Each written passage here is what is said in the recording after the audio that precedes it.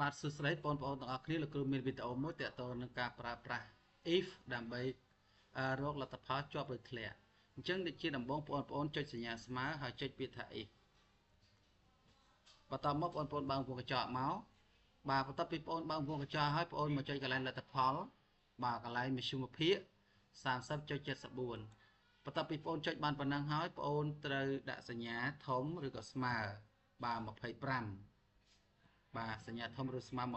25បន្ទាប់មកបងប្អូនចុចសញ្ញាក្បៀសអញ្ចឹងបើសិនជាធំជាងឬស្មើ25ឲ្យវាចេញលទ្ធផលថាជាប់បាទអញ្ចឹងបងប្អូនសរសេរជាប់មួយមកបាទបិទមកវិញហើយបើសិនជាតូចជាង25ឲ្យវាចេញថាធ្លាក់បាទអញ្ចឹងបងប្អូនវាយពាក្យធ្លាក់មក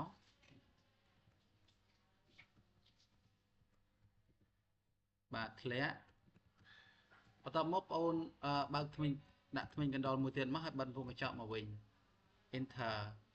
បាទយើងឃើញថាវាចេញលទ្ធផលជាប់ពិន្ទុ 30.74 អញ្ចឹងបងប្អូនចុចជ្រុងនឹងទៅយើងអូសចុះមកក្រោមមកឬក៏ចុចពីរពឹកឲ្យជាប់ក៏បានដែរបាទនេះគឺឃើញថាលទ្ធផលវាមានជាប់វាមានធ្លាក់នៅក្នុងនឹងអញ្ចឹងបងប្អូនសង្កេតមើលថាតើវាត្រូវអត់បាទអញ្ចឹងគ្រូបង្ហាញតិចបាទនេះកន្លែងណាដែលវាធ្លាក់នេះអានេះ0អញ្ចឹងវាចេញធ្លាក់ 24.30 ធ្លាក់អញ្ចឹងមានថាតូចជាង25ធ្លាក់ធំជាងឬស្មើ25ជាប់នេះគឺសម្រាប់ការកំណត់លទ្ធផលជាប់ឬធ្លាក់ដោយប្រើបាទអនុគម if នៅក្នុង Microsoft Excel អញ្ចឹងបងប្អូនអាចយកទៅអនុវត្តបានសម្រាប់បងប្អូន